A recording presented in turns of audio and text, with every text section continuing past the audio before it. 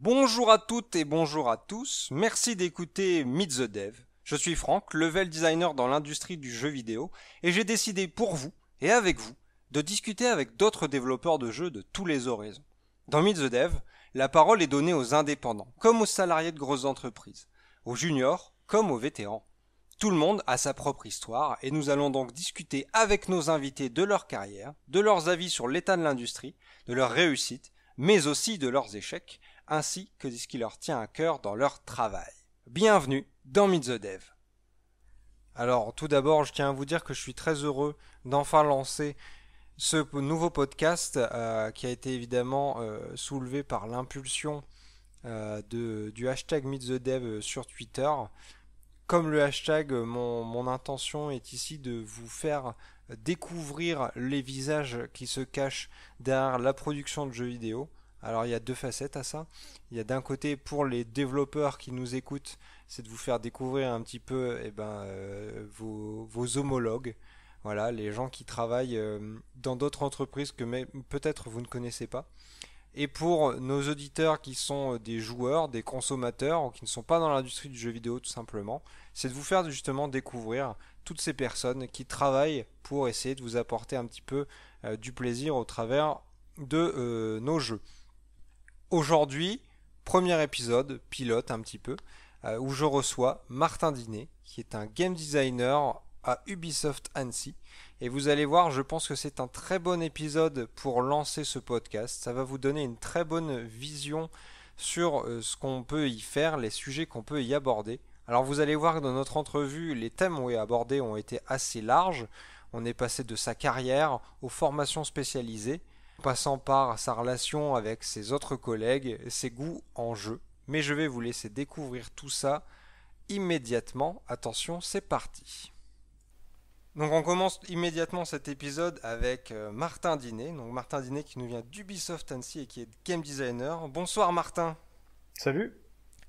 Merci d'être le premier à essuyer un peu les plâtres du pilote de Meet the Dev. Bah J'espère que t'as de pas rien, trop ça la fait plaisir. pression, moi un petit peu je t'avoue. Donc Martin, encore une fois, le principe de l'émission, on va repasser un petit peu sur ta carrière, on va voir un petit peu ce qui te plaît dans ton travail de game designer, les projets sur lesquels tu as travaillé, ton avis un petit peu sur l'industrie.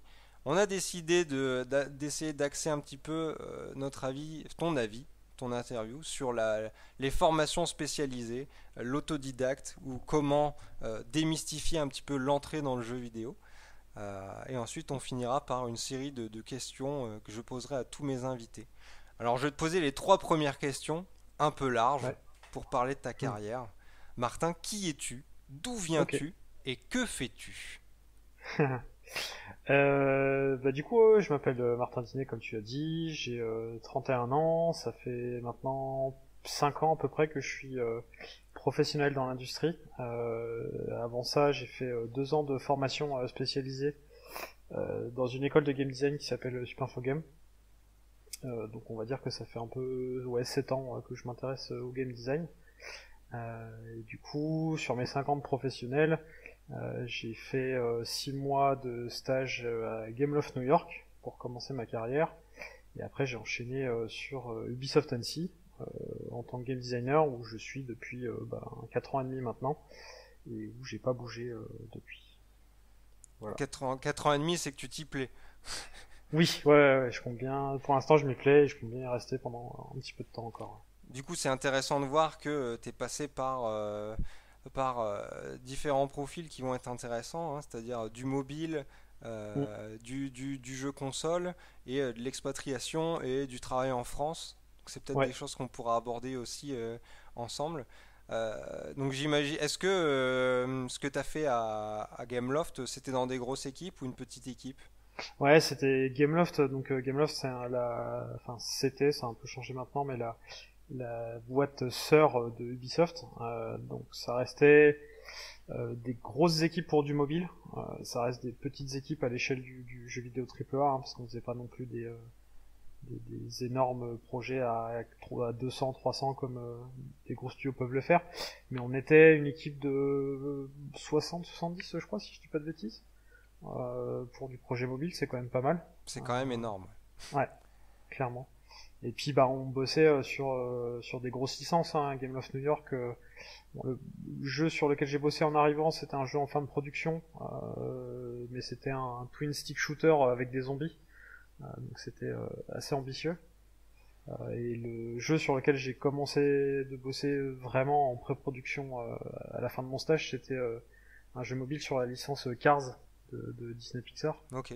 Donc une grosse licence avec une grosse pression sur les équipes. Mais c'était intéressant en fait. C'est comme t'as dit, il y a des choses très intéressantes à comparer entre l'industrie du mobile et l'industrie du triple A, hein. C'est pas du tout la même chose. Ben, on pourra y revenir après. Donc du coup, ça c'est ta première expérience professionnelle dans l'industrie, ou Ouais. est-ce qu'il y en a eu une avant? Alors première vraie expérience formatrice, on va dire, mais avant j'avais fait quand même 2 ans de formation où on est confronté à de la professionnalisation, vu que c'est des écoles qui sont en Spécialisée, lien ouais. avec pas mal de professionnels, donc on a des projets qui sont encadrés par des professionnels avec des contraintes assez proches du monde professionnel du jeu vidéo quand même. Ça reste encadré par l'école, mais j'ai eu à travailler avec des boîtes françaises comme MXP4 qui n'existe plus maintenant, mais 3D Duo par exemple, qui est une boîte qui existe toujours à Valenciennes ou à Lille, je sais plus où ils sont, enfin bref dans le nord. J'ai eu à travailler avec Big Fish, qui est une grosse entreprise de production de... Je ne saurais pas trop comment les qualifier, des espèces de jeux... Leur but c'est de sortir un jeu par jour pour la ménagère de 50 ans, donc c'est voilà, c'est un peu spécial mais c'est intéressant. Voilà, on a été confronté à ça. Et j'ai fait un stage de 9 semaines avec un projet mandaté par l'armée de l'air D'accord, sur mobile. Et on était en totale autonomie à 10-12 étudiants. On a dû faire un jeu sur mobile en 9 semaines. d'accord. Donc vous là, vous étiez quand même à côté, il y avait quand même des livraisons à faire, un projet C'est à ça. délivrer, quoi. C'est ça, et on était vraiment livrés à nous-mêmes en fait. On était étudiants, moi ça faisait juste 1 an que j'y étais. Le chef de projet c'était un mec de ma promo, c'était que des gens de ma promo. J'ai dû faire, on a développé le jeu sur iOS, c'est moi qui ai dû faire le portage Android tout seul dans mon coin en 1 semaine en autodidacte. c'était c'était rigolo. Mais ouais, ça t'apprend des trucs quoi, Et du coup, ça te rend est-ce que à professionnel ce quoi. moment-là, sur ce projet en particulier, vous aviez un encadrement par des pros, ou est-ce que vous étiez Ouais, avec des mecs de l'armée, ou est-ce que vous étiez, je sais pas, dans un bureau à l'école ou dans un studio chez quelqu'un? alors on était dans un bureau à l'école, enfin on était dans une salle prêtée par l'école avec tout le matos pour les prêté par l'école. Comme c'était sur iOS, il fallait des Mac et des licences développeurs Apple, etc. Tout ça fourni par l'école. On avait un cahier des charges fourni par l'armée de l'air, mais qui était relativement vague, ils étaient relativement ouverts sur le truc. Et on était encadré régulièrement par l'équipe pédagogique de l'école, donc de Super Info Game, qui était quand même là pour s'assurer qu'on on restait quand même des étudiants qui étaient assez novices et ils s'assuraient quand même qu'on faisait pas n'importe quoi. Mais on était quand même assez libre. Et on a eu 1 ou 2 professionnels qui sont venus nous aider. Je crois qu'il y a, je me souviens pas des autres, mais je suis sûr qu'il y a Marc Homel de Arkane qui est passé nous voir D'accord. pour voir un peu ce qu'on faisait. Donc ça fait quand même toujours plaisir d'avoir un directeur de studio comme ça qui se déplace pour venir voir ce qu'on fait alors qu'on est des petits étudiants dans notre coin quoi. Donc ça Ouais, c'était bien cool. sûr. Et donc après Gameloft, et comment t'arrives à entrer, à mettre le pied dans Gameloft, du coup à New York? Ah, ça c'est le ça c'est le grand enfin le grand dilemme, le grand problème, je sais pas comment présenter ça du lien très fort entre les écoles privées et l'industrie du triple A, y compris dans le mobile, hein, parce que je considère Gameloft comme du triple A mobile. Ouais, ouais, carrément. Je suis rentré chez Gameloft New York parce que historiquement, bon, malheureusement le studio a fermé il y a quelques années, mais historiquement quand j'étais à l'école, ils prenaient en stage tous les ans 2-3 personnes de chaque promo et on passait un concours et j'ai été retenu suite à ce concours pour être pris là-bas. Donc en fait, ils réservaient des places à chaque promotion de Super Info Game chez Gameloft et c'est une super opportunité pour moi. Mais ça veut dire que quelqu'un qui n'a pas l'opportunité, voire même n'a pas les moyens, parce que c'est très cher, Super Info Game, ces gens-là n'ont pas l'opportunité de rentrer dans des boîtes comme Gameloft. Ouais, bien En sûr. game design, ils prenaient que des gens de Super Info Game, hein, Gameloft de New York. C'était que D'accord. ça, quoi. Dû de la renommée et au lien avec l'école, quoi. Ouais, C'est un peu du ouais, exactement. réseautage, du coup. Du Bah, réseautage c'est du réseautage parce d'entreprise, que, ouais.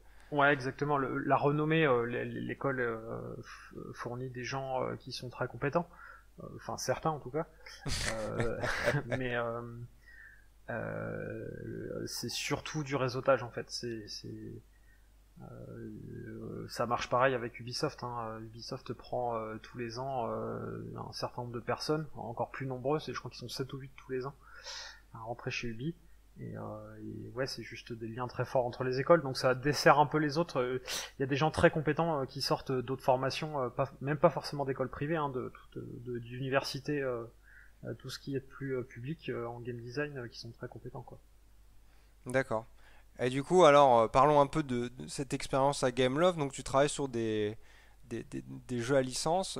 J'ai toujours été curieux, parce que j'ai toujours pas fait ça, mais j'ai toujours été curieux du lien, du travail qu'il y a eu à faire et de la relation avec les propriétaires des licences Ouais.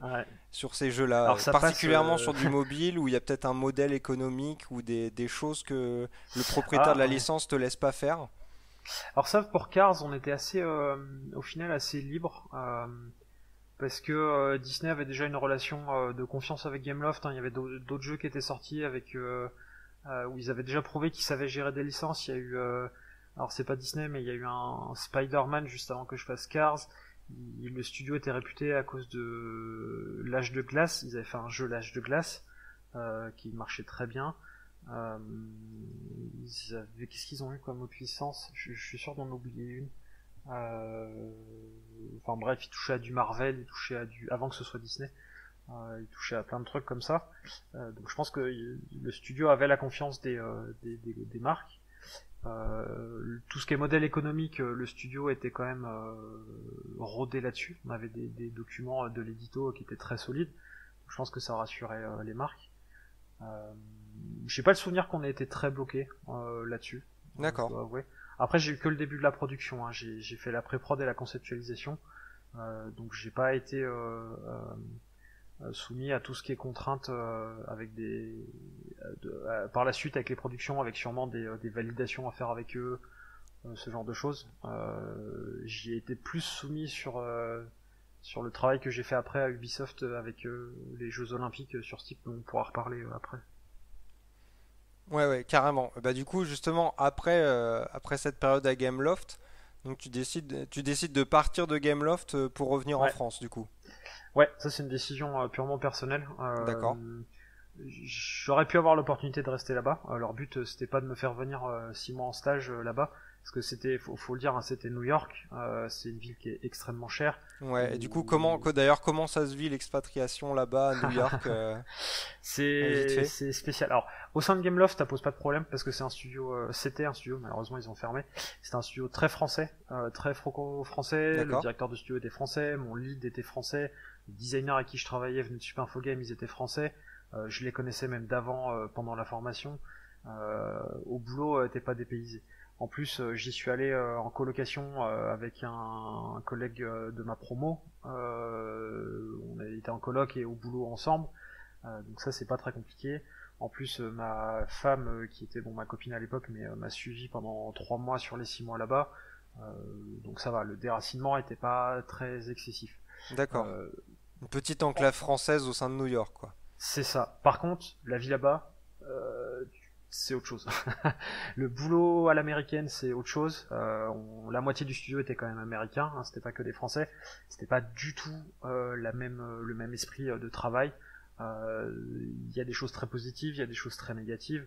Leur rapport au travail est très intéressant. Hein. C'est 17 heures, tout le monde est parti. Hein. C'est pas comme en France où on te regarde de travers si tu pars avant 18 heures, quoi.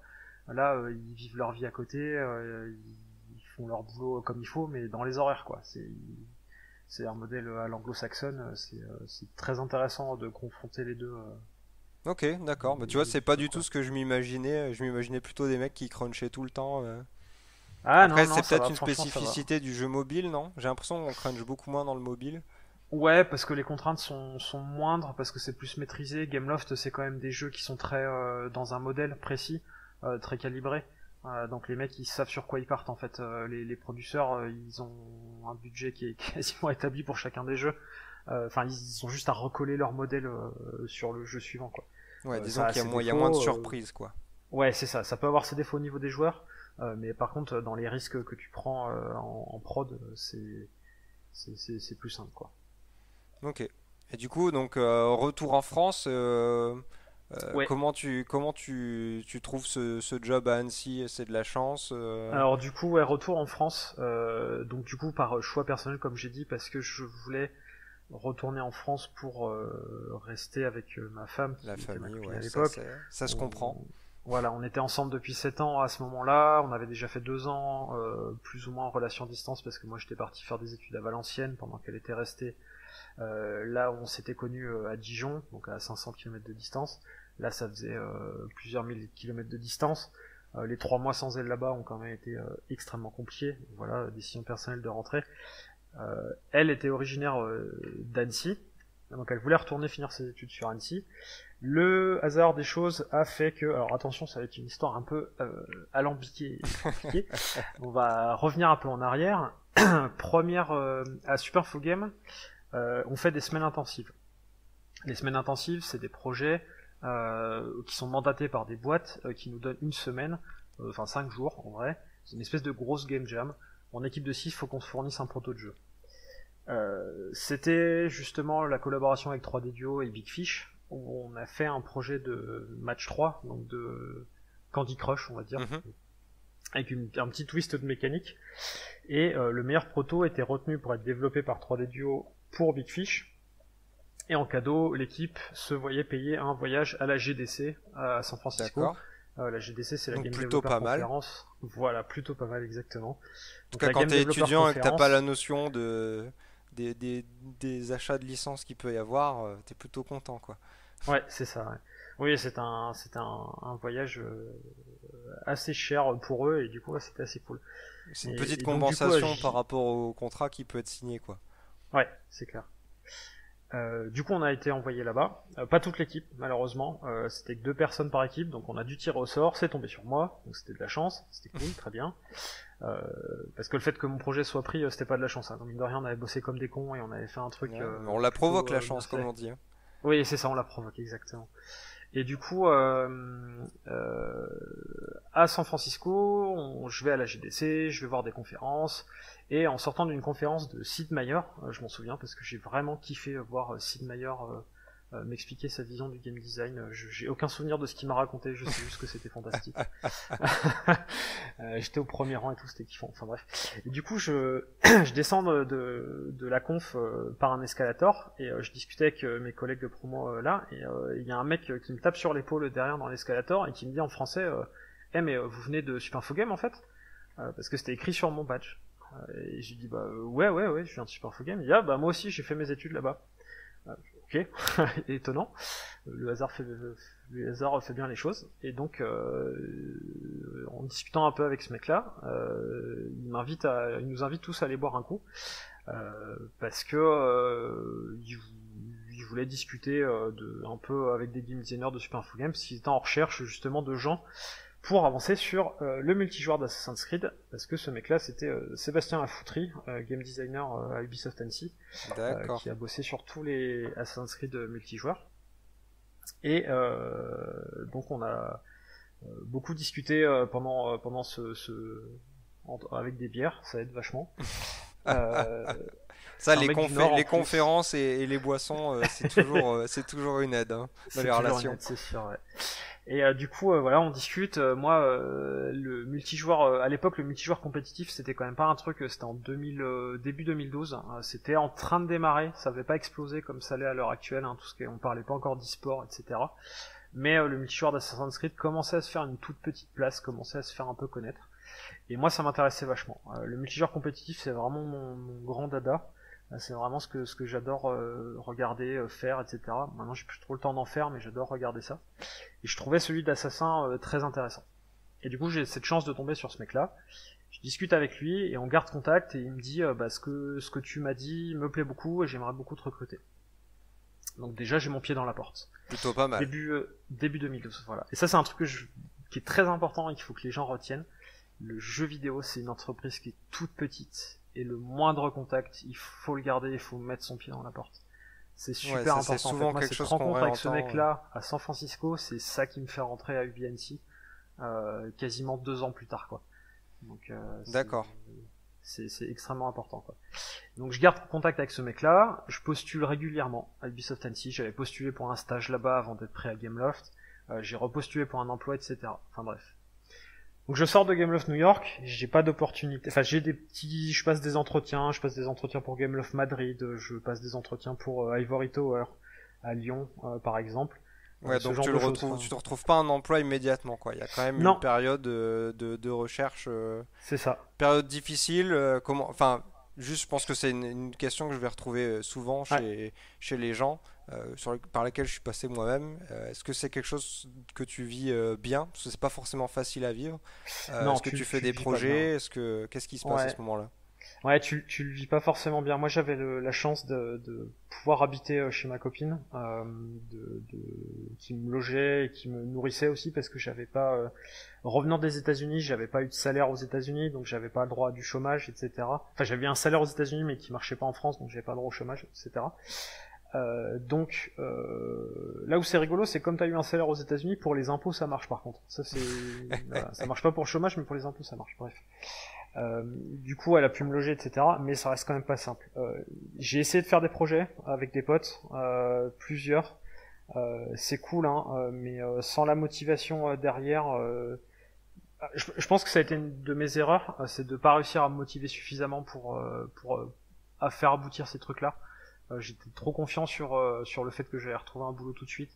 Mon contact à UBNC, j'étais quasi convaincu que j'allais trouver un emploi tout de suite. Et ouais, non, c'est pas une période facile. Le chômage dans le jeu vidéo, c'est très très décourageant et malheureusement ça arrive extrêmement souvent. C'est pas une industrie de plein emploi. Et je veux pas être trop négatif là-dessus, je reviendrai là-dessus plus tard quand j'aurai fini mon histoire, hein, parce que je voudrais pas décourager les gens non plus, quoi. Non, bien sûr, mais je pense que c'est un truc qui est assez récurrent. Ouais. Faut pas se voiler la face et faut pas se laisser avoir par les chiffres promis par les écoles qui te vendent 95% de taux d'emploi à la sortie, ce genre de truc, quoi. Et donc au final, ce contact au bout d'un moment dans cette période te permet de rentrer à UBNC, donc. Alors, ouais, mais ça a été fait ça a pas l'air si simple. En 2 fois. Ouais, non, parce qu'en fait, du coup, je rentre tout début de 2013, et en mai 2013, il y a une offre d'emploi pour un game designer junior à Ubisoft Annecy qui paraît. Donc là, je me dis, ok, c'est bon, c'est l'occasion en or. Je postule, je construis mon truc bien solide, je pars pas déjà vainqueur, hein, je mets un CV solide, une lettre de motivation solide, je mets la référence de Sébastien dans le truc, etc. Et donc je passe l'entretien téléphonique, tout se passe bien, je suis retenu, on n'est que 2 à être retenus pour passer un entretien sur place, moi et un pote de promo. Ce pote de promo était avec nous à la GDC, a discuté avec Sébastien Lafouterie et il lui a dit texto, moi les assassins ça m'intéresse pas, je veux pas bosser avec vous. Donc je partais, là pour le coup je partais vraiment vainqueur. Donc je réitère ce que je disais, le jeu vidéo c'est une toute petite industrie, faut faire très attention aussi à ce qu'on dit aux gens. Faut pas brûler les ponts en fait. Ce pote-là de promo, qui maintenant est chez Ubi d'ailleurs, et qui sur Assassin. non, il est sur Division. Il est sur The Division. Il s'est cramé tout seul en fait.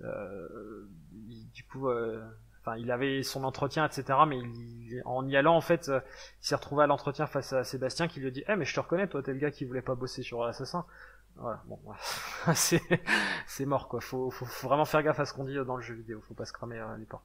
Okay. Bref, donc tu arrives sur Assassin, et donc le passage sur une licence comme ça, ça fait quelque chose. Surtout on est du coup quoi en 2013, 2014, quelque chose comme ça. Ouais, alors 2015. Du coup, ça met du temps. En fait, je vais écourter l'histoire, mais en gros, je suis recruté que début 2014. En fait, il y a eu plein de changements dans leur scope et dans leurs besoins de production. Et en gros, ils ont retenu mon profil, mais ils n'ont pas eu besoin de moi tout de suite. Donc au final, j'ai été recruté chez Ubisoft Annecy après 15 mois de chômage. Ok, Donc longue et donc période quand même. 8 mois après ma première postulation. Donc, Ok, ah ouais. Voilà, ouais. Donc j'ai passé 8 mois à me tourner les pouces en me disant UBNC m'ont dit qu'ils me prenaient, mais ils m'ont dit d'attendre qu'ils aient besoin de moi. Et ça c'est pas facile quoi, parce que du coup tu te dis est-ce que j'essaye ailleurs, est-ce que ma femme maintenant elle est bloquée dans ses études pour au moins 3-4 ans sur Annecy, est-ce que je prends le risque de repartir sur Paris, sur Lille, sur Bordeaux, à l'étranger, parce que ça c'est un des gros problèmes du jeu vidéo aussi en France, c'est qu'on est très limité en termes de secteur. C'est-à-dire, ouais, à chaque fois c'est une stat que je rappelle souvent, mais selon l'AFJV ou le SNJV, je sais jamais, c'est 75% des boîtes du jeu vidéo qui sont à Paris, quoi. C'est ça, exactement. Donc ça laisse pas beaucoup de place pour le reste des et quand régions. tu pars en dehors de Paris, tu vois, moi si je visais Annecy j'ai UBNC et c'est tout en fait. Il y a rien d'autre.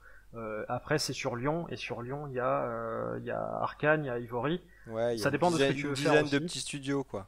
C'est ça, il y a une dizaine de petits studios. Moi c'était vraiment le triple A qui m'intéressait. Faire du petit studio, c'était pas pour moi. Je voulais faire du triple A, et en plus je voulais faire du multijoueur compétitif. Donc vraiment UBNC c'était l'énorme opportunité. Alors Bref, justement, du coup, je diverge j'arrive 2 à UBNC, secondes. quoi. Qu'est-ce qui t'attire justement dans cette idée d'être sur le triple A et d'être dans une grosse équipe? Alors, être dans une grosse équipe, c'est que tu rencontres énormément de gens différents, qui ont des points de vue différents. Moi, j'aime bien qu'on remette en cause mes convictions et mes avis arrêtés. J'aime bien être confronté à l'avis AVIS et l'avis VIE des gens. J'aime bien m'immerger dans les expériences de personnes différentes, etc. Et plus t'as une grosse équipe, alors faut quand même garder une équipe à taille humaine pour pouvoir discuter avec eux. C'est pour ça que le studio d'Annecy c'est un bon compromis, parce qu'on est une équipe qui est à 100, 120. Enfin il y a 2 jeux, 2 projets en cours, mais ça reste des équipes à 100, 120, donc tu peux quand même connaître tout le monde et discuter avec tout le monde. Et ça c'est trop cool. Enfin pour moi en tout cas. Rester coincé 3 ans avec les 6 mêmes personnes, c'est moyen pour moi quoi. Et, et le triple A c'est tout simplement ça je pense que est-ce que c'est un goût de joueur? C'est de l'égocentrisme en fait, c'est de savoir qu'il y a énormément de joueurs qui voient mon travail en fait. Ok, d'accord. C'est une forme de challenge aussi personnel, c'est de confronter mes capacités de design et ce que je peux fournir comme fun dans un jeu au plus de monde possible. En fait, c'est ce qui me fait kiffer. Ouais, ok. Et puis je me doute qu'au moment où tu fais ce choix-là aussi dans l'industrie, je sais pas si ton avis a changé là-dessus, mais c'est vrai qu'on n'avait pas forcément une bonne vision du mobile et de l'industrie du jeu mobile à ce moment-là, où on voyait ça comme le petit frère pauvre du jeu console, le petit bâtard sur lequel personne veut travailler, quoi. Ouais. Alors je pense qu'on peut faire des très bons jeux sur mobile. Il y a des très bons jeux sur mobile. Il y en a énormément. Mais malheureusement pas forcément dans des grosses boîtes en fait. Gameloft c'était bien en termes d'entreprise, enfin en vie dans l'entreprise. Par contre en termes de jeux, ce qu'on produit, ouais non ça me faisait pas rêver. Moi ce que je veux c'est confronter mon jeu à plein de joueurs pour qu'ils s'amusent, pas pour leur gratter de la thune non plus quoi. C'est pas trop ce qui m'intéresse. Ouais, carrément. Non mais c'est une vision qui est compréhensible. Du coup, Assassin, t'arrives rapidement. Qu'est-ce que tu prends comme responsabilité sur le multi d'Assassin? Alors, ou est-ce que t'arrives sur le multi d'Assassin en fait? Au moment où je signe mon contrat, où je signe mon NDA, donc mon Non-Disclosure Agreement, donc le contrat qui fait que je ne peux pas dévoiler sur quoi je bosse. D'accord. Au moment où je signe ça, donc après, ouais peut-être, je sais pas, 3 heures à UBNC, on me dit, eh ben maintenant on va te parler sur quoi, on va te dire sur quel projet t'es. T'es sur Assassin, c'est la bonne nouvelle. La mauvaise nouvelle, c'est que le multi, il a été cut. Ah merde. Donc voilà, je tombe un peu des nues, je suis un peu dégoûté, mais en même temps je suis dans le studio que je voulais, avec les premiers contacts qui se passent très bien, et puis au final on a pour mission de faire un mandat sur Assassin's Creed Unity, celui sur la Révolution française, ouais, okay. Donc un cadre plutôt sympa, enfin sympa, intéressant en tout cas travailler dessus, c'était pas non plus... Voilà. Et notre mandat, c'est de pour Montréal, c'est Montréal qui bosse sur le jeu principal, et nous à Annecy on devait faire ce qu'on appelle la villa, enfin le café-théâtre, donc le player space en anglais, ok. donc l'endroit où la maison du joueur, on va dire, avec plein de salles, avec plein de fonctionnalités. Et en gros, j'arrive dessus et on me dit voici le senior game designer qui a dégrossi toutes les features en phase de conceptualisation, mais on a besoin de lui sur un projet top secret. C'est toi qui vas récupérer toutes les features, plus de 3 autres petites que tu vas devoir designer tout seul. Cool, impressionnant comme prise de poste du coup. Directement junior, on me colle dans les mains la responsabilité de tenir la production. Pas forcément de faire la conceptualisation, parce que ça c'était déjà fait. J'ai quand même eu la conceptualisation d'une ou deux petites fonctionnalités, mais en tout cas de tenir la production de la plupart des fonctionnalités de ce player space. Donc si vous jouez à Assassin's Creed Unity et que vous allez dans votre café-théâtre et que vous jouez dans les salles, etc., la plupart du temps ce sera des fonctionnalités que j'ai eu à gérer en design. Voilà, ça c'est pour le petit...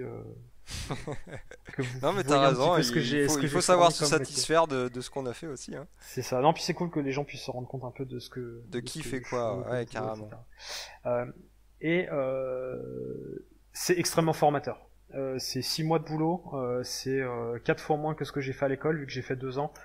J'ai appris 1000 fois plus en 6 mois qu'en 2 ans d'école. Les gens auront bon aller dans toutes les écoles de game design de la Terre, payer des milliers d'euros pour leur formation.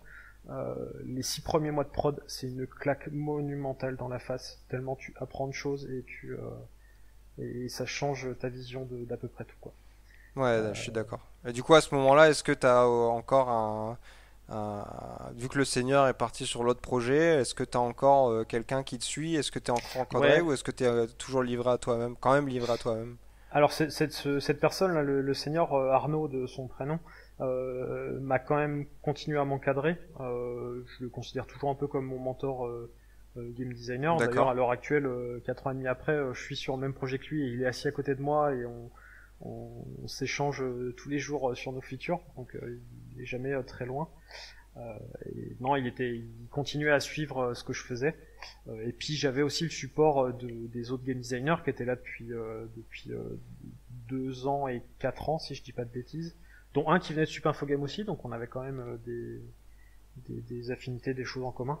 Donc non, l'équipe était très soudée. On a tout de suite eu le support et le mentoring des autres game designers. D'ailleurs, c'est quelque chose que je me suis attelé à.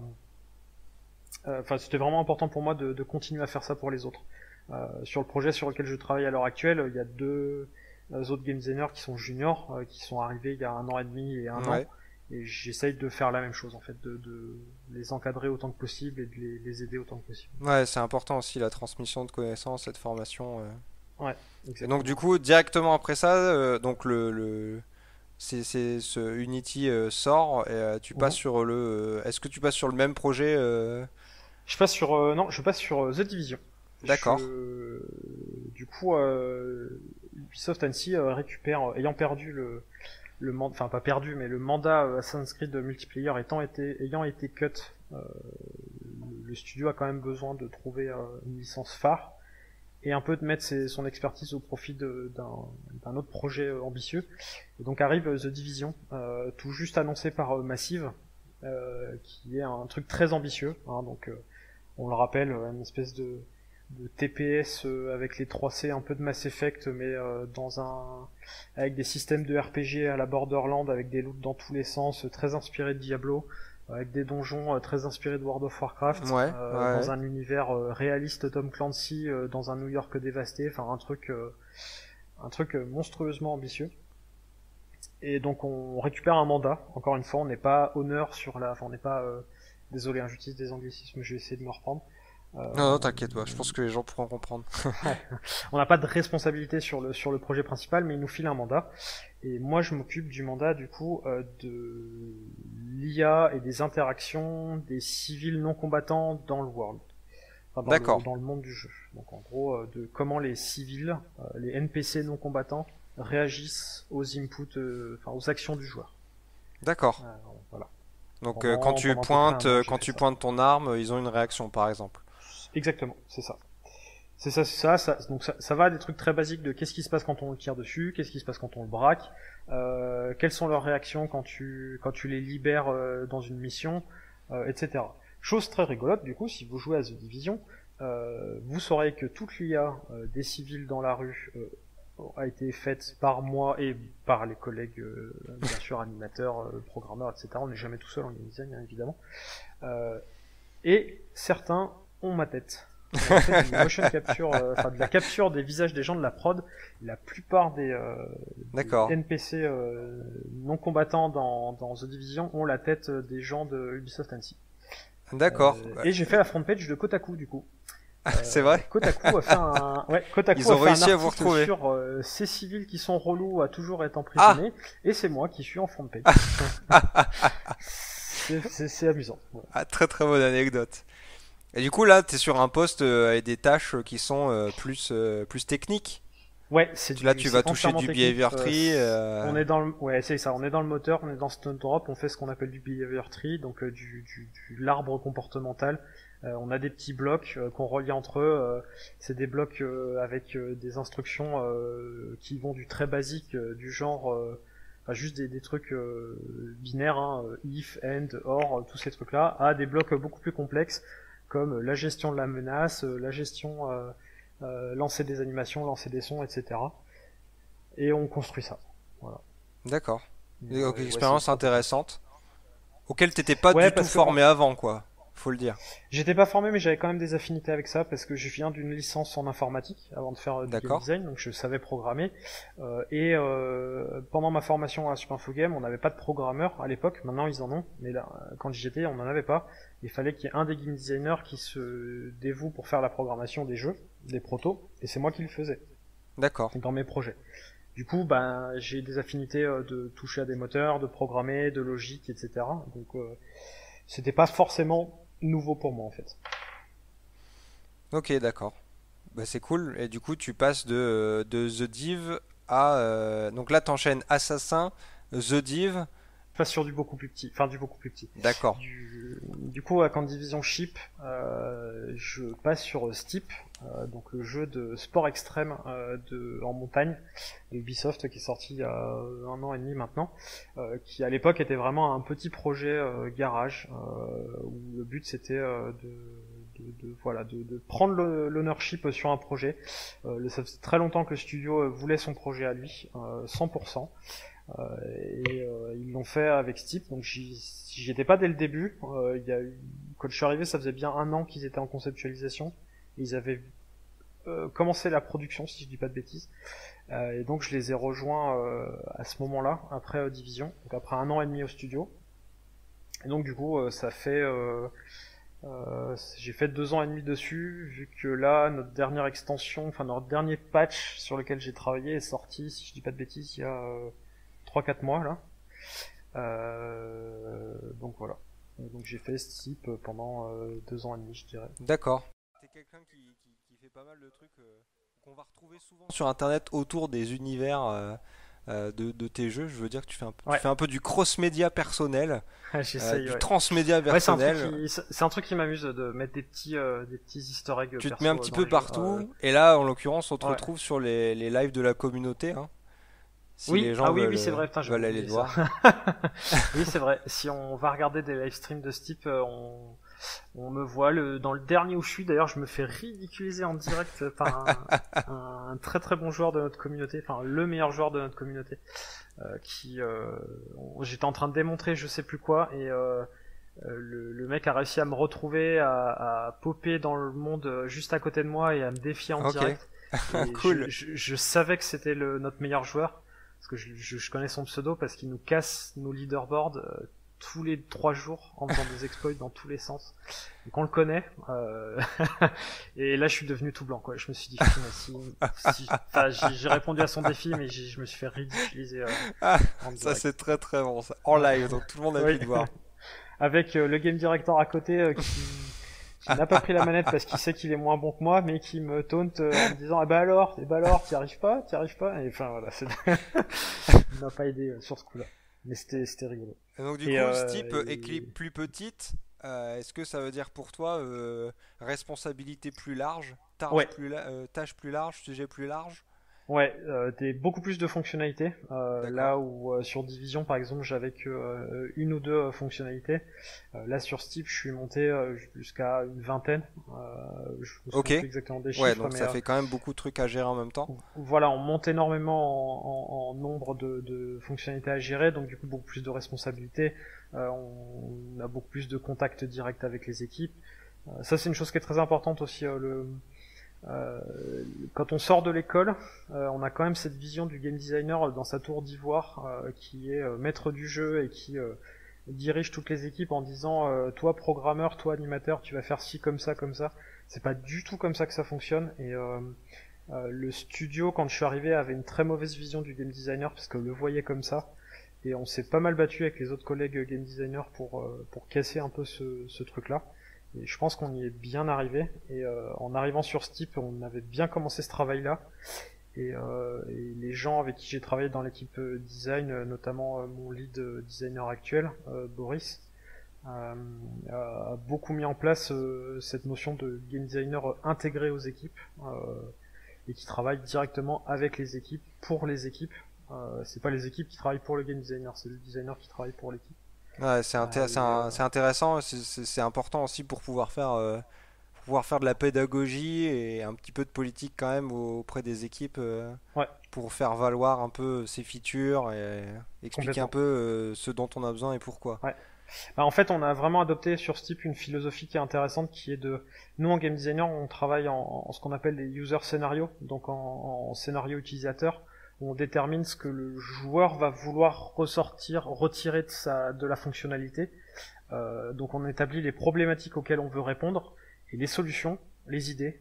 C'est pas forcément nous qui les apportons, c'est l'équipe. Ça c'est un truc que je veux communiquer aux gens qui est très important. C'est pas le game designer, être game designer, c'est pas celui qui a les idées. C'est celui qui met en place les idées. C'est celui qui fédère les idées, qui récupère les meilleures idées pour répondre à des problématiques, qui les fédère et qui les met en place. Une très bonne idée peut très bien venir d'un programmeur, d'un animateur, de n'importe qui d'autre. C'est même eux qui ont les clés en général. On peut arriver avec avec une idée qu'on trouve trop cool, et le programmeur va nous dire non mais c'est pas possible, techniquement on peut pas la faire. Par contre, si on fait comme ça, eh ben c'est beaucoup plus facile en programmation et peut-être que c'est même mieux pour le joueur. Donc c'est important cette notion de sur ce type on s'est mis à travailler avec les équipes et c'est les équipes qui nous fournissent les solutions et qui nous aident à trouver les idées. Ouais, il faut savoir être à l'écoute et comprendre aussi les autres avant d'essayer de se faire comprendre, quoi. Exactement, Ouais, exactement. c'est important, c'est intéressant. Euh, Bah du coup, ce que je te propose, c'est qu'on ferme un peu la page un peu longue de ta carrière, mine de rien, Ouais. qui était super intéressant. Et j'aimerais qu'on se recentre un peu plus sur toi, sur Mhm. ton travail, mais plus sur un côté de développement personnel, si je puis dire. Ouais. Et du coup, la première question que j'avais pour toi, c'était est-ce que, à travers les expériences que tu as eues, est-ce que tu as un genre particulier sur lequel tu préfères travailler ou est-ce qu'il y en a un qui te fait particulièrement envie? Ouais, c'est Ou marrant est-ce que ça parce tu penses pas que comme ça en fait? Peut-être que tu penses pas comme ça, tu penses pas par projet. non, il y a des. Alors, je pense qu'il faut toujours essayer de se positionner par projet. Faut toujours essayer de choisir. On dit qu'on est un métier de passion, mais de passion, ça marche aussi et surtout pour les projets. Je vois pas mal de gens qui choisissent leur métier en fonction de l'entreprise où ils veulent aller. Je pense qu'il faut le choisir aussi surtout pour le projet. Moi, si je suis allé à Ubi Annecy, c'était pas parce que c'était Ubi, c'était un peu parce que c'était Annecy, mais c'était surtout parce que c'était le seul moyen pour moi de faire du triple A multijoueur compétitif en France. Bon, ça a pas marché pour moi, peu importe, mais c'est là que je voulais aller pour le projet. Euh, Moi, ce qui m'intéresse particulièrement comme genre, c'est le multijoueur compétitif. J'adorerais pouvoir aller travailler dans des entreprises comme Blizzard, comme Valve ou comme Riot, euh, pour bosser sur des projets comme ça de multijoueur compétitif. Ça, c'est ce qui me ferait rêver. Après, j'ai une autre philosophie maintenant qui a un peu changé. Euh, je me souviens encore de la phrase que j'ai dit à mon game director quand il m'a fait passer l'entretien avant de m'embaucher. Il m'a demandé est-ce qu'il y a un genre de jeu que tu détestes, sur lequel tu ne pourrais pas bosser. Je lui ai répondu les jeux de sport. Les jeux de sport, c'est pas pour moi, j'y arrive pas, jamais je peux pas bosser là-dessus. C'était un an et demi avant que je passe plus de 2 ans et demi sur Steep, qui est un jeu de sport. Ok. J'y joue avec plaisir parce que c'est un jeu sur lequel j'ai travaillé. Si j'avais pas travaillé dessus, j'y toucherais certainement jamais. Par contre, ça m'a redonné le goût des jeux de sport. Ouais, c'est ce que j'allais te poser. Est-ce que ça a relié, a recréé ce lien avec le jeu de sport, qui est quand même Ouais, un truc assez large au final? complètement. Je joue énormément à FIFA et Madden à l'heure actuelle. J'ai apprécié énormément la démo D'accord. de Forza Horizon 4. Euh, j'ai raccroché avec les jeux de sport et surtout, je m'en veux énormément d'avoir dit cette phrase de je ne toucherai jamais aux jeux de sport. Pour moi, maintenant, il n'y a plus de genre de jeu qui ne m'intéresse pas, que ce soit en termes de jeu ou en termes de production. Ouais, d'accord. Je pense qu'une fois que tu mets du tien dans un jeu, une fois que vraiment tu te l'appropries, que tu en as l'ownership complète, enfin la propriété et les responsabilités, ça devient un peu comme ton enfant. Après, ça dépend de la sensibilité de chacun et de comment tu te projettes dans le jeu. Mais tu peux te faire à tout genre de jeu. Après, je pense que j'aurais quand même certaines limites. Je me vois mal bosser sur un ROG par exemple, hein, sur du jeu de hentai. Je me vois mal bosser sur des trucs comme Hatred. Enfin, tu vois le truc. chacun a ses limites. Ouais, non, mais Ça, c'est marrant parce que j'ai toujours le même discours. J'ai toujours eu le même discours sur les jeux de combat. Et puis au ouais. final, quand je vois comment ils sont faits et comment les outils qu'ils créent pour les créer, je me dis que au final, ça m'intéresse de plus en plus de Ouais. voir le côté création de ces jeux de combat, justement. Les jeux de combat, c'est un excellent exemple parce que c'est un genre de jeu où je suis très très mauvais, vraiment infoutu de faire un jeu de Ah oui, combat je à peu peux te près comprendre, moi correctement. aussi. Et par contre, la façon dont ils sont construits, la façon dont les joueurs les déconstruisent, et enfin, j'ai regardé des championnats de Street Fighter qui sont absolument passionnants à suivre. C'est ouais des productions qui doivent être extrêmement intéressantes. Par contre, je ne pourrais pas bosser sur un jeu de combat, pas parce que j'aime pas ça, mais parce que je pense fondamentalement que je n'en ai pas les compétences. Que professionnellement, je suis infoutu d'en faire un quoi. Ouais, ouais, mais je pense est-ce qu'il faut pas déjà avoir, tu vois, une certaine expérience en tant que joueur? Je Oui, pense que c'est plus facile d'aborder probablement ce genre de sujet ouais, en ouais, ayant bien déjà une sûr. certaine expérience, quoi. Et Oui, justement, oui, bien sûr, il y sur a ce des genres de jeux niveau-là, comme ça, hein. est-ce que tu as des genres qui étaient pour toi dans ta tête ton genre de prédilection? Par exemple, moi, je sais que c'était à la base les shooters, les platformers et les jeux de Mhm. course. Est-ce que toi, tu avais avant des prédilections comme ça ou des envies d'expertise sur certains genres ou pas du tout? Ouais, moi je suis quelqu'un de très système, de très RPG, tycoon, stratégie, gestion, etc. Euh, je pense que maintenant, à l'heure actuelle, alors c'est peut-être parce que j'ai un peu plus d'expérience ou je sais pas pourquoi, mais ça me ferait m'ennuierait très vite de faire des trucs complexes avec des. Alors, tu vois, j'adore jouer aux jeux Paradox, Crusader King 2, Europa Universalis, etc. Ça me faisait rêver de bosser sur ces jeux-là quand j'étais un peu plus jeune. Maintenant que je sais ce que c'est qu'une prod de jeux vidéo, je me rends compte à quel point ça doit être la misère absolue de bosser sur ces trucs-là, et j'ai plus du tout envie, quoi. Ouais, ça c'est tout à fait quelque chose que je peux comprendre. Donc une autre question, t'en as déjà parlé un petit peu tout à l'heure avec votre méthode de création et de design Mhm, sur Steep, mais du coup je voulais un peu savoir quelle était ta philosophie au taf, dans le mhm. sens où en tant que game designer, comment tu pensais un peu tes jeux, tes systèmes, tes mécaniques, tes features. Ouais. Est-ce que justement c'est le joueur est au centre de votre création? Est-ce que vous faites ça sans réfléchir, sans concertation, avec toute l'équipe? Est-ce Ouais. que vous faites d'abord un prototype? Qui est-ce qui donne l'élan? Ou est-ce que tu suis une directive? Comment ça marche un peu de votre côté? Alors, je pense qu'il y a chaque production a sa méthodologie en fonction de la direction, en fonction de comment est fait la hiérarchie du studio, etc. Mais je pense qu'il y a quand même pas forcément une vérité absolue, mais une chose qui est très importante à l'heure actuelle, qui est en train de se développer énormément avec ce qu'on appelle l'UX, donc UX, pardon, l'expérience utilisateur. On est de plus en plus dans la production, en sens global, hein, pas que Ubisoft NC, en train de recentrer l'utilisateur, donc le joueur, au centre de nos développements. Le développement de jeux vidéo, avant, ça se faisait dans des garages, à l'instinct. C'était des mecs qui avaient aucune formation, qui faisaient ça, ils faisaient des jeux qui leur faisaient plaisir à eux. Et du coup, c'était un peu le développeur qui était au centre. Maintenant, on fait des jeux qui sont tellement dédiés à tellement de monde, et il y a tellement de profils différents qui s'intéressent aux jeux vidéo, parce qu'on va pas se le cacher, hein, il y a 20 ans, c'était des hommes blancs de entre 15 et 20 ans qui jouaient aux jeux vidéo. Maintenant, tout le monde joue aux jeux vidéo. Donc il y a des profils extrêmement différents. Donc il faut bien définir sa cible.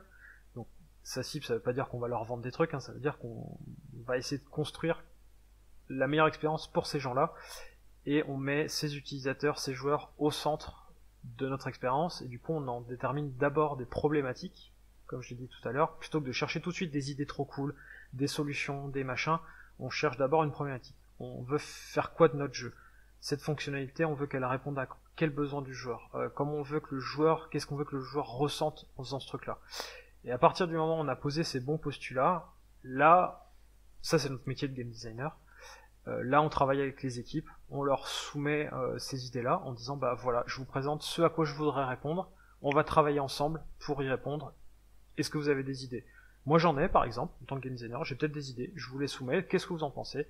Et il y a une vraie discussion qui s'engage avec les équipes comme ça.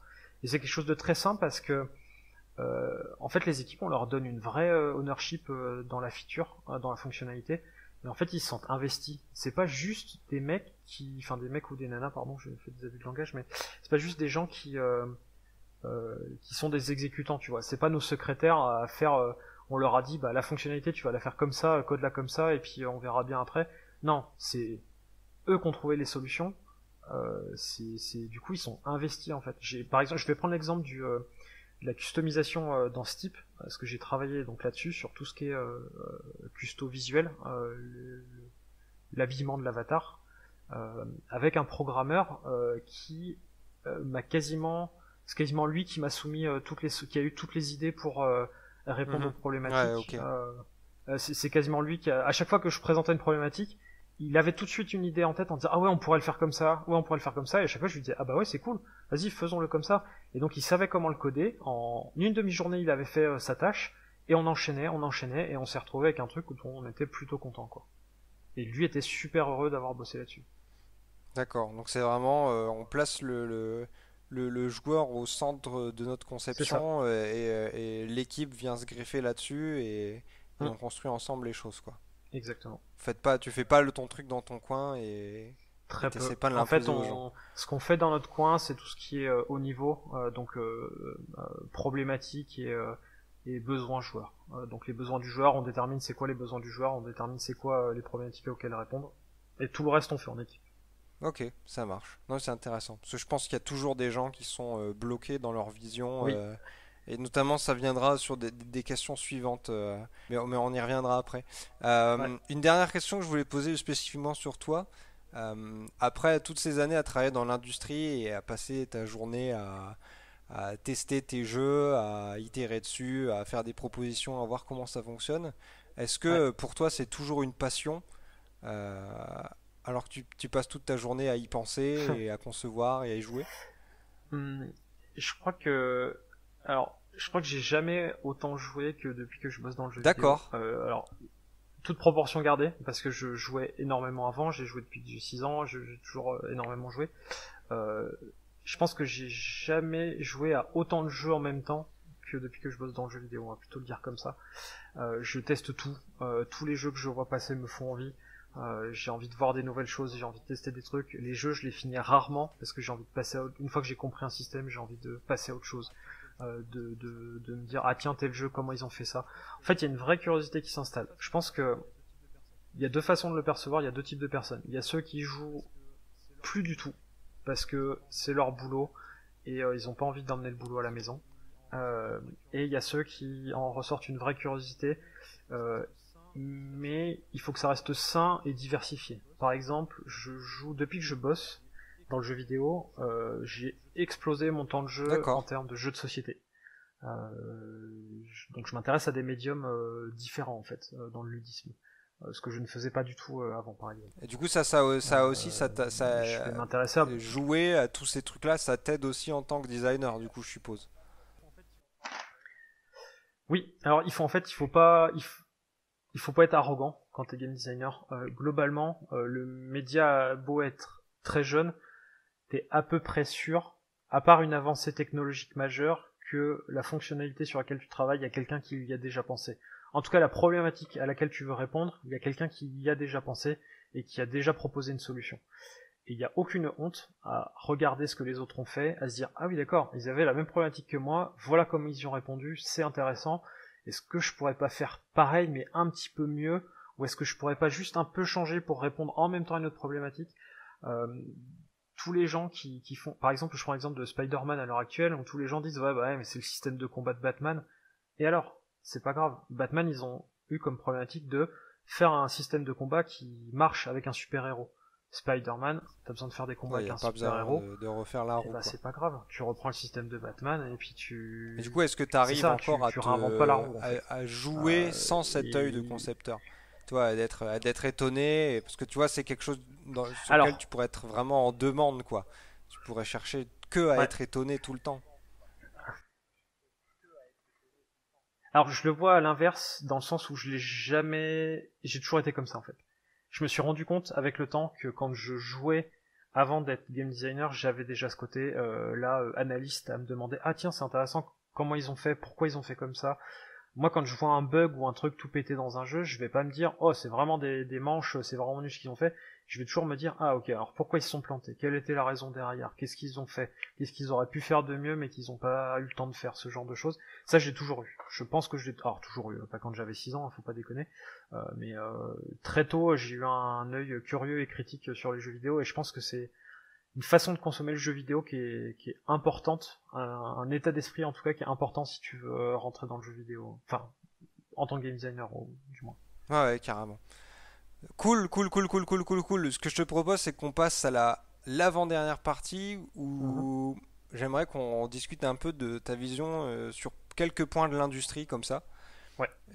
Et ma première question sur ce sujet, c'était justement ce que tu pensais des formations spécialisées. Donc je suppose que dans ta carrière, tu as vu quand même passer des gens de ces formations, des gens qui en sont sortis, des gens qui en sont sortis avant toi, qui ont exposé un peu leur avis sur le sujet. Toi, tu y es passé toi-même. Et du coup, ces formations, alors il y a aussi la problématique c'est les formations face aux autodidactes, surtout au début d'il y a une vingtaine d'années pour nos vétérans et les premiers.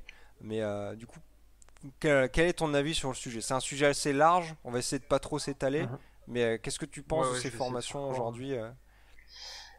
Alors, j'en pense du bien et du mal. Du mal déjà parce qu'il y en a beaucoup trop. Et il y en a, en fait, la formation en jeux vidéo est en train de devenir comme la formation en école de commerce. Il y a énormément de monde. Renseignez-vous énormément sur les différentes formations en jeux vidéo. Surtout dans les écoles privées qui coûtent des milliers d'euros par année. Il y en a énormément qui sont comme les écoles de commerce, qui vendent des formations en vantant 95% de taux d'embauche, etc., qui ne sont en fait que des fumisteries avec des gens pas compétents à l'intérieur. Des formations pertinentes en jeux vidéo en école privée, ça se compte sur les doigts d'une main. Je veux pas trop faire de comparaison parce que je les connais pas très très bien et je voudrais pas balancer des noms comme ça, mais globalement celles qui sont à peu près sûres, c'est Super Info Game, pas parce que je l'ai fait mais parce qu'elle est renommée comme étant une des meilleures. L'Engmin, l'avantage de l'Engmin c'est qu'elle est gratuite, si je dis pas de bêtises, qu'elle est financée par l'État. Et ensuite, il y en a des très intéressantes aussi. Lizart de réputation, ça va à peu près. Il y a Gamagora à Lyon. Il y a beaucoup de monde à Ubisoft Annecy qui sort de Gamagora, notamment en level design ou en programmation. Donc voilà. Ça, c'est pour citer celles que je connais, auxquelles j'ai confiance quand je les vois sur un CV. Pour les autres, il faut se renseigner. Ça veut pas dire que si tu fais ces formations-là, t'es bon. Il y a des gens qui sortent de ces formations-là qui sont pas bons. Clairement. Voilà. Il y a toujours des gens qui passent à travers les mailles du filet. C'est ça. Ça veut pas dire que si tu ne sors pas de cette formation, t'es pas bon aussi.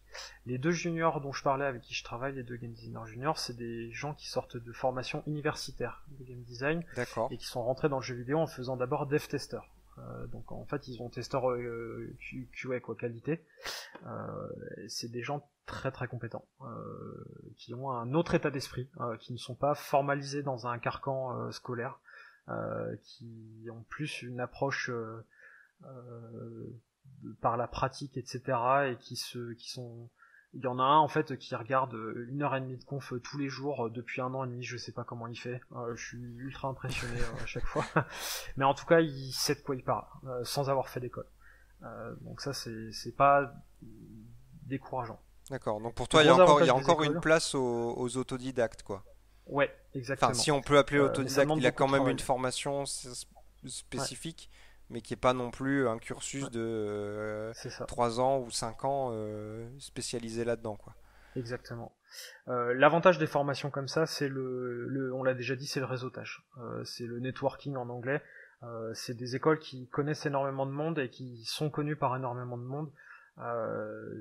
Je connais des gens à Ubisoft qui vont faire les jurys de Super Info Game, qui vont donner des cours à Super Info Game, pareil pour l'Engmin, etc. Donc c'est comme ça que tu rencontres des gens, en fait, que tu mets ton pied dans la porte de l'industrie plutôt facilement. Mais ça coûte cher. Ce que je conseille de faire pour les gens qui préfèrent être autodidactes et que je trouve très intéressant, il y a une vidéo par exemple de la développeuse du dimanche, je me souviens plus, son prénom c'est Lola, je me souviens plus de son nom, un TED Talk qui dit que tout le monde peut faire du jeu vidéo, et elle présente son parcours où elle a tenté une école et où ensuite elle est passée plutôt en autodidacte, et que je trouve très intéressant. Et en fait, on mettra le lien dans la description de l'épisode. Ouais. Parfait, excellent. Ce que je veux dire là, c'est en fait, faut faire des trucs, faut faire des jeux, faut faire des mods, faut produire des choses. C'est comme ça que tu te fais reconnaître. On va prendre l'exemple tout bête de Dota 2, ou de Dota tout court en fait. C'est un mec à la base qui s'appelle IceFrog, qui a juste fait un mod sur Warcraft 3. Warcraft 3, il y avait du modding, le mec il a fait un mod. Maintenant, il est designer principal chez Valve sur un des MOBA multijoueurs compétitifs les plus performants du marché. Et qui a donné après des clones comme League of Legends, etc. Donc, voilà. C'est pareil pour tant que je dise pas de bêtises, mais Portal, qui devait être un mod à la base, il me semble, fait par une nana qui bosse maintenant chez Valve, dont je me souviens plus le nom, mais peu importe. Kim quelque chose. Ah, Kim Swift. Kim Swift, voilà. Bien vu, ouais.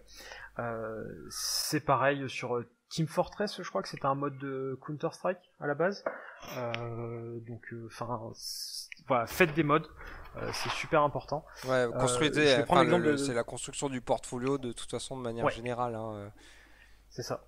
Donc ne venez pas en fait avec votre. Ça vaut même pour les gens qui font une formation en école. Alors, désolé, j'ai mon chat qui me casse le noix. Hop, coupera au montage. Du coup, je vais prendre l'exemple de Trials aussi chez Ubi. Eux, 100% de leur level designers sont des gens de la communauté recrutés par du modding. D'accord. Plutôt pas mal, plutôt intéressant. Il y a une bonne vision du coup de la communauté là-dessus, quoi. C'est ça. En fait, les outils que les joueurs ont à leur disposition pour créer les niveaux dans Trials, c'est les mêmes que les level designers dans Ubi. Enfin, chez Red Lynx, qui bosse sur Trials. Du coup, c'est pas compliqué, les meilleurs modeurs deviennent des level designers, sont recrutés par Ubi. Donc ouais, tu parlais du portfolio. Même quand vous venez d'une école, ne venez pas juste en disant moi j'ai fait telle école, je suis trop fort. C'est bien, hein, vous êtes 42 par promo, il y a 4-5 écoles valables en France, ça fait 200 game designers qui sortent par an. C'est bien. Qu'est-ce qui vous différencie des autres? Les projets que vous avez faits. Si vous êtes capable de montrer que vous avez fait des jeux, c'est déjà vachement plus intéressant. Donc faites des game jams, faites des jeux dans votre coin, etc. Faites des mods. Ouais, et puis être capable aussi d'avoir un recul sur ce que vous avez fait pour être capable d'en parler. C'est ça aussi qu'on va peut-être rechercher. Ok, cool, c'est intéressant. Alors moi, on m'a parfois dit que quand j'étais du coup dans ces cursus-là, de faire attention aux vétérans de l'industrie qui pouvaient peut-être avoir leurs vieilles méthodes, les méthodes qu'ils ont mis en place dans les années 90, au début des années 2000, des méthodes un peu anciennes, et que c'était des gens qui voulaient pas forcément se mettre à jour ou s'adapter. Alors attention, je fais pas une généralité, évidemment, hein. C'est probablement des cas particuliers. Mais du coup, est-ce que toi, tu as rencontré ce genre de profil et si oui, comment tu l'as abordé? C'était quoi la relation du coup avec des seniors ou les vétérans que tu as eu sur ton parcours? Ouais, à Ubi, on en a pas mal. Hein. On a quand même des gens qui ont 15-20 ans de boîte. globalement, ils ont tous en commun que ils ont commencé dans le jeu vidéo est un médium qui a bougé très très vite ces dernières années. Et eux, ils ont été dans une zone de confort pendant une dizaine d'années où ils faisaient les jeux toujours de la même façon, en mode garage, en mode instinctif, etc. Et donc, comme ça s'est toujours bien passé, ça s'est toujours passé comme ça pendant 10 ans, forcément du jour au lendemain, il y a plein de petits jeunes qui arrivent avec des méthodologies nouvelles, avec des réflexions, avec des choses qui changent tous les ans. On fait plus ça à l'instinct, on essaie de mettre le joueur en avant. Etc. Alors ils sont pas réfractaires au fait de mettre le joueur en avant, ça bien sûr que non. Mais des fois ça peut coincer. Surtout avec des choses un peu borderline comme la monétisation par exemple. La monétisation c'est un sujet très touchy parce que il y a des choses intéressantes à faire en monétisation. C'est pas forcément que du truc pour choper de l'argent aux joueurs. Il y a des choses qui peuvent être demandées par les joueurs, qui peuvent être plaisantes. Ouais, on peut penser au système parce que je maîtrise pas assez le sujet. Bon, on peut évoquer le système de CS:GO, hein, par exemple, les caisses et la customisation qui plaît pas mal aux joueurs. Ouais. Exactement, oui, il y a un gros marché sur CS:GO parce que ça n'impacte pas le jeu, n'importe qui peut le faire s'il le décide. S'il le décide de pas le faire, ça n'impacte pas son jeu. Du coup, c'est de la customisation d'expérience. T'es pas obligé d'investir énormément d'argent. Si t'as un peu de chance ou si tu te débrouilles bien avec des échanges, tu peux te retrouver. Il y a un petit sentiment d'économie intéressant là qui marche bien. Moi, je fais partie de cette génération qui trouve ça intéressant, au moins intéressant. Si je dis pas que c'est bien, je dis que c'est au moins intéressant de regarder comment c'est fait et d'essayer de faire ça de la manière la plus cool possible pour le joueur. Par contre, ouais, les seniors, etc., eux, c'est très nouveau pour eux. Et ils ont vraiment l'impression qu'on se moque du joueur. Et ils sont très réfractaires à ce genre de choses. Et parfois, ça fait des échanges un peu tendus, ouais. Mais on s'en sort toujours. Ouais, il y a toujours un terrain d'entente. Encore une fois, c'est de la politique et de la pédagogie, hein, le design. Donc, exactement, ouais. Apprendre à discuter avec les gens, à prendre en compte les différents avis, caractères, façon de parler. Des fois, ils râlent très fort, mais en fait, c'est juste histoire de râler. Hein. Alors justement, par rapport à ces personnalités, malgré le fait que ce soit une industrie assez créative, il y a quand même beaucoup d'ego. Oui. Enfin, ça se voit directement quand on entre dans l'entreprise ou même carrément sur les étudiants qu'on peut rencontrer. Oui. Du coup, comment toi tu fais pour gérer tous ces égos? Ouais, alors le premier ego à gérer, c'est toujours le sien, hein. Forcément, ça c'est le premier problème. Moi, j'aime à me dire que j'ai pas trop ce problème-là. En fait, quand t'arrives à te mettre dans l'état d'esprit que c'est un travail d'équipe et que les meilleures idées elles viennent pas de toi, que toi ton boulot c'est de prendre les meilleures idées chez les autres et de les assembler, déjà t'as fait un bon pas dans la bonne direction. Parce que ça c'est le gros travers en fait je veux dire des mauvais game designers qui pensent que ils vont avoir les meilleures idées du monde et qu'ils ont l'idée qui va révolutionner le jeu vidéo quoi. Non, ça arrivera jamais, ça arrive une fois toutes les générations et encore en général ça arrive par hasard. Je prends des cas comme Minecraft ou comme les Battle Royale. C'est pas des game designers qui se sont penchés des heures sur une feuille de papier, hein. C'est des mecs qui ont ils ont sorti testé des trucs et puis ça a marché voilà, quoi. C'est ça. Donc ouais, les égos, comment les gérer en fait, ça dépend. Ça, c'est un peu la contrepartie problématique du AAA. C'est qu'il y a quand même une chaîne de hiérarchie, forcément, que ça fonctionne dans les grosses équipes. Et si les égos sont placés dans la direction, nous on n'a pas trop ce problème-là, Ubisoft Annecy. Je dis pas ça pour pas me faire engueuler par mon directeur, hein, mais je pense qu'il y a des entreprises, et ça s'est vu avec les enquêtes de Mediapart et Canard PC récemment, ou d'autres cas, je vais citer le cas de Hélé Noir par exemple, qui est assez réputé pour avoir eu un creative director, un directeur créatif qui avait un ego surdimensionné et qui a failli couler la production. Quand ça se passe au niveau de la direction, c'est toujours problématique à gérer en fait, parce que forcément ils ont moins de monde au-dessus pour les ramener sur terre en fait quoi. Tu peux faire c'est la même chose qu'avoir un réalisateur de film qui avec un ego surdimensionné, hein. C'est des problèmes, même problème que partout. Hein. Je trouve ça intéressant parce que il y a aussi des questions que je me suis toujours demandé. Sur est-ce que ce serait pas intéressant justement de travailler avec ces moi, ce que j'appelle les dictateurs créatifs. Toi, mais Excellent. comme il y a des grandes figures de l'industrie, comme par exemple Kojima, quoi, tu vois, qu'on Ouais. pourrait imaginer, où le gars, sur son projet, il a quand même une direction créative qui est très forte, qu'il ancre Ouais. lui-même. En tout cas, c'est ce qu'il laisse paraître. Du coup, je me suis toujours demandé si ce mec était vraiment, toi, à quelle liberté il laissait à son équipe, et si c'était pas son projet, son ego. Après, bon, les Japonais, c'est une autre manière de travailler, je pense aussi, mais Ouais. je pense que sur ces Les Japonais, projets-là, c'est avec les spécial, grands hein, mais dictateurs, enfin, oui, les dictateurs créatifs, il y a aussi, il y a la balance entre une direction créative très forte, mm. mais une liberté pour l'équipe assez étroite, quoi.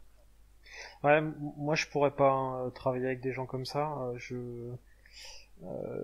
C'est pour ça aussi que je dis que Ubisoft Annecy ça va à peu près parce que j'arriverai pas à bosser avec des gens qui font pas confiance à leurs équipes et qui prennent toutes leurs décisions dans leur coin sans laisser la moindre miette d'opportunité aux équipes en fait.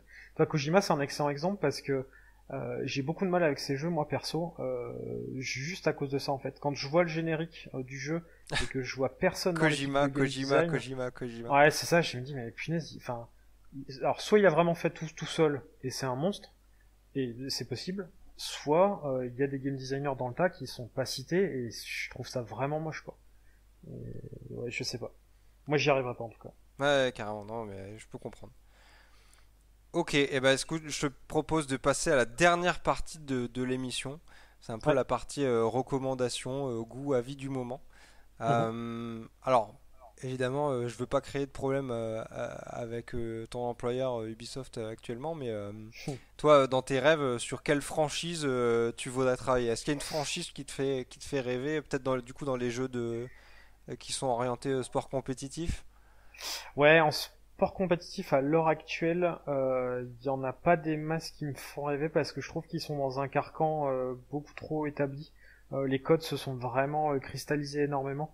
C'est pour ça que Assassin's Creed multijoueur m'intéressait parce que il sortait un peu de ces carcans-là. Euh, Là, tu vois League of Legends ou Dota, ils sont quand même bloqués depuis plusieurs années dans leur modèle. Après, je dirais pas non à bosser sur Dota, par exemple, ou sur League of Legends, mais c'est pas la franchise qui me fait le plus rêver. Vraiment, mon petit kiff perso sur lequel j'aimerais bien bosser, c'est World of Warcraft. Ça, c'est Ok, vraiment un truc qui me ferait kiffer. ok. Et tu Parce que voudrais gérer quelle partie, par exemple? Plutôt RPG, les boss, gestion les des raids, persos, non, custo. les raids, Ok, les boss, c'est toujours été un truc. Je trouve qu'ils ont toujours été en avance sur tout le monde à ce niveau-là, sur les boss encounter. À tous les niveaux, que ce soit dans les donjons, dans les quêtes, dans les raids, donc à toutes les échelles. Ça fait 15 ans qu'ils font des boss de qualité, ça fait 15 ans que c'est copié, on n'en parle pas beaucoup, mais ça fait 15 ans que c'est copié par tout le monde. Tu regardes les boss de Division, les boss de Borderlands, les boss de Destiny. Les boss de Destiny, ils doivent tellement à World of Warcraft. Euh, je trouve qu'il y a une qualité de construction dans... Il y a un tel lien entre l'univers, les mécaniques, tous les systèmes de jeu, toutes les classes. Ils ont énormément de classes de persos qui interagissent entre elles. Les boss sont faits autour de ça. Je trouve ça assez magique. d'accord, ouais. Bon, de toute façon, c'est pas un classique qui fonctionne depuis combien? 15 ans, 20 ans maintenant pour rien. Donc, 15 ans, 15-16 ans aussi, je crois. Ouais. alors, ensuite, je voulais te demander, est-ce que tu avais des Mm. recommandations en lecture ou en chaîne YouTube peut-être, mais en lecture de Ouais. bouquins, je sais pas, sur du GD, du LD ou du développement personnel, quelque chose comme ça? Quelque Alors chose sur qui du t'aide à GD, avancer, qui t'a aidé à avancer en tout cas? sur du GD, il y a The Art of Game Design de Jesse Shell, donc l'art du game design en français. Ouais, un grand Jesse classique, ouais. Shell, c'est un grand classique, c'est vieux, hein, ça date de 2011 si je dis pas de 2011 ou 2012. Juste pour faire court, Jesse Shell, c'est un designer qui était level designer chez Disney sur les parcs Disneyland à la base, et qui a une approche du coup très intéressante et assez en dehors des chemins connus du jeu vidéo. Mais en fait, il a une phrase qui m'a scotché absolument et que je trouve très juste au début de son livre, où il dit que on n'a pas encore le Mendeleïev du jeu vidéo et on ne l'aura jamais. Alors Mendeleïev, c'est celui dans la chimie qui a inventé le tableau périodique des éléments là en physique-chimie qu'on apprend au lycée, qui donc a cristallisé la physique-chimie sur des choses très précises et sur des codes immuables. En fait, il a établi tous les codes des éléments. Et donc il y a un tableau qui dit voilà, les éléments chimiques ils fonctionnent comme ça et jamais ça bougera.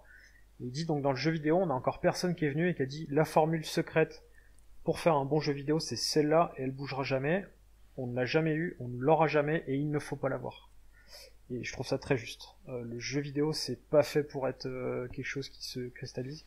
Il y a des entreprises qui cherchent cette formule magique.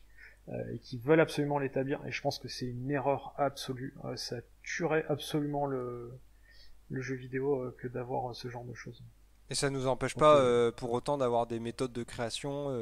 Oh, bien sûr, bien sûr. Non, il y a des best practices, donc alors, je sais pas comment dire en français, mais les pratiques les plus efficaces. Il y a forcément des méthodes de production, il y a des mécaniques reconnues comme étant intéressantes.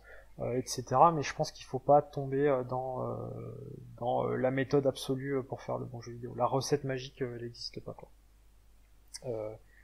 Donc voilà pour Jesse Shell. En termes de trucs très intéressants pour être un peu plus moderne et dans ce que je disais sur l'expérience utilisateur et le joueur au cœur de l'expérience, et ça aide aussi un peu en développement personnel, il y a le livre de Celia Odent qui s'appelle The Gamer Brain, je crois. Ouais, c'est ça. Qui est très intéressant. Ça parle d'expérience utilisateur et de tout ce qui est neurosciences et lien avec le jeu vidéo. Celia Odent, pour ceux qui, s'il y a des auteurs qui savent pas encore qui elle est, oui. Elle est très trendy en ce moment, puisqu'elle était directeur UX à Epic sur Fortnite, sur Fortnite et sur le Unreal Engine 4, donc oui. Voilà. Et chez Ubisoft avant. Aussi, ouais. Elle était chez Ubisoft avant. Donc ouais, lecture intéressante du coup. Ouais. Ok, et du coup, est-ce que tu as une chaîne YouTube Ouais. Alors, ma chaîne YouTube favorite. Parce que c'est pas forcément quelque chose qu'on connaît énormément. Ouais, que je trouve absolument fantastique, c'est Extra Credits. Alors, c'est en anglais, mais je crois qu'il existe une variante française, dont je me souviens pas. Mais bref, Extra Credits, c'est une chaîne YouTube qui déconstruit des mécaniques de jeux vidéo pour les vulgariser et les expliquer.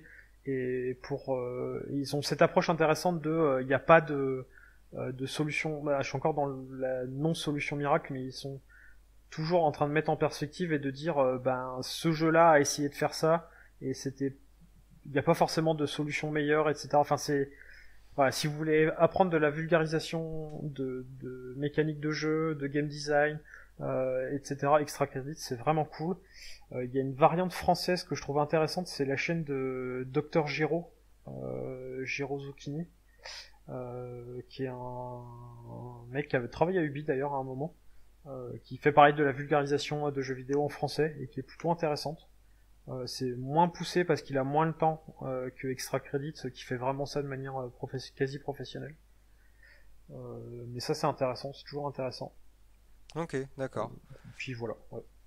Je me demandais, en dehors du jeu vidéo et de ta famille, du coup, parce qu'on a compris qu'elle a quand même une grosse place, notamment dans le choix de carrière. Ouais. Est-ce que tu as encore des loisirs à côté, en dehors du jeu vidéo? C'est primordial. Un mec, enfin, une personne, un mec ou une nana qui vient en game design et qui dit moi je fais que du jeu vidéo, c'est pas intéressant du tout. On a besoin de gens qui font autre chose et qui s'intéressent à autre chose. Ça peut être dans le ludisme. Hein. Moi en ce moment je suis à fond sur la NFL, donc sur le foot américain. Ok. Je m'intéresse donc à fond dans les règles. Gros pack de règles quoi. C'est ça en fait, et de voir à quel point les gens qui regardent, donc il y a quand même énormément d'Américains qui regardent ça, comprennent ces règles absolument compliquées et qui semblent opaques. Et en fait, quand tu démêles la pelote de laine, tu te rends compte que c'est super simple et que c'est un sport qui est entièrement construit autour de l'entertainment, donc de l'amusement et de la distraction de la personne qui regarde. Et c'est du jeu d'arène moderne et je trouve ça passionnant à regarder. Ça reste dans le ludisme, mais c'est intéressant. Mais avoir des choses à côté, En ce moment, alors j'ai pas trop le temps de dédier, j'ai pas trop de temps à dédier à ça, mais j'essaie d'apprendre un peu des choses sur les oiseaux de proie, par exemple. Toi, ça a rien à voir, mais ça me permet de sortir du jeu et de m'intéresser à d'autres choses. J'ai plein d'oiseaux de proie vers chez moi, j'essaie de les observer, de savoir les reconnaître, de savoir comment ils fonctionnent, etc. Et je pense que c'est extrêmement important d'être curieux de plein de choses différentes et d'être capable de parler d'autres choses que de jeux vidéo, parce que tu peux rapprocher ces expériences, si tu arrives à retirer des expériences de ça et à les rapprocher dans le jeu vidéo, tu vas enrichir le médium et enrichir ton travail, et je pense que c'est ça qui créera des expériences encore plus intéressantes. Sinon on va tourner en rond en fait, on va toujours faire la même chose. Ok. Et alors, on en arrive du coup à ma dernière question. On dit souvent que il faut échouer pour ensuite réussir. Est-ce que Ouais. toi, tu as un échec ou une erreur dans ton parcours ou dans ta carrière que tu voudrais partager et qui t'a fait grandir? Hmm, euh, le fait que pendant tous mes mois de chômage, j'ai pas réussi à produire ne serait-ce qu'un seul début de proto personnel. J'aimerais beaucoup pouvoir travailler sur un proto personnel pour pouvoir me libérer créativement des carcans du AAA. J'adore le AAA, mais t'es quand même bloqué créativement et j'ai envie de faire un projet à moi. Sauf que là, j'ai plus le temps. Autant je joue énormément, autant produire du jeu à la maison, c'est pas possible. Je fais ça 8 heures par jour Ouais, à la voilà, maison, c'est ça. j'y arrive C'est que plus. ça devient compliqué au bout d'un moment, quoi. C'est ça. Ne pas avoir réussi à avoir ne serait-ce qu'un début de proto pendant mes mois de chômage pour pouvoir continuer à le polish et à le tweaker à la maison en ce moment alors que j'ai pas trop le temps. Ça, ça me reste un peu en travers de la gorge. Encore plus maintenant, j'ai enfin bientôt 2 enfants. J'aimerais bien pouvoir leur créer un petit jeu pour eux où c'est papa qui leur a créé et où ils peuvent apprendre des choses avec ce Ouais, petit ce jeu. serait mignon. Ouais. Et ouais, j'arrive pas à trouver le temps et ça me frustre un peu. Donc du coup, on en revient à ce qu'on disait, hein, faut produire des choses. Hein. Quand vous avez un peu de temps, produisez des choses. Faites des trucs, hein, faites des jeux. Ok, et bah écoute, Martin, on est arrivé à la longue liste de questions et de sujets que je voulais aborder avec toi. Mhm. Je te remercie beaucoup de ta participation pour Et ben de rien. ce pilote de lancement de Meet the Dev. Je sais pas si tu as un dernier mot à nous accorder aux auditeurs et à moi-même. Bah, ouais, je dirais que c'est très intéressant. J'ai beaucoup apprécié participer à ça. J'ai beaucoup apprécié aussi voir le mouvement, enfin le mouvement, c'est pas un mouvement, mais le hashtag MeetTheDev sur Twitter, parce que je trouve que le jeu vidéo est encore trop anonyme en fait. Il y a quand même beaucoup de joueurs qui ne se rendent pas compte que derrière le jeu vidéo, c'est des humains qui ont des vraies réflexions, des vraies compétences, des vraies envies et des vies à côté quoi. Et c'est un milieu qui est encore un peu trop déshumanisé je trouve, et ce genre d'initiative je trouve ça cool, ça permet de remettre un visage sur le jeu vidéo et c'est cool. Ouais, c'est exactement ce que j'allais dire. C'est remettre le visage derrière les gens qui sont derrière Ouais, les jaquettes. c'est ça exactement. Eh ben écoute, je te remercie beaucoup. On va se quitter là-dessus. Et ben à la prochaine, merci. Merci beaucoup à toi. Voilà, c'était donc mon entretien avec Martin Dinet, game designer à Ubisoft Annecy. Je le remercie évidemment de bien vouloir s'être prêté à cet exercice pour le pilote de Meet the Dev. Vous avez pu voir les différents sujets que nous avons abordés de manière assez large. Je pense que c'était un bon épisode d'introduction pour le podcast encore une fois. Merci à vous de nous avoir écoutés tout le long pendant cette heure, un peu plus d'une heure d'ailleurs. Désolé pour les couacs techniques, évidemment on va essayer de régler tout ça. On se retrouve pour de nouveaux épisodes. N'hésitez pas à nous suivre sur Facebook et Twitter @pod Meet the Dev. Vous pourrez également normalement nous suivre sur vos applications de podcast favorites. Si vous souhaitez participer à l'émission, n'hésitez pas à me contacter sur ces plateformes et on s'arrangera. Quant à moi, je vous laisse ici. Je vous souhaite bonne route jusqu'à notre prochain épisode, notre prochaine histoire, prochaine carrière, prochain invité. À bientôt.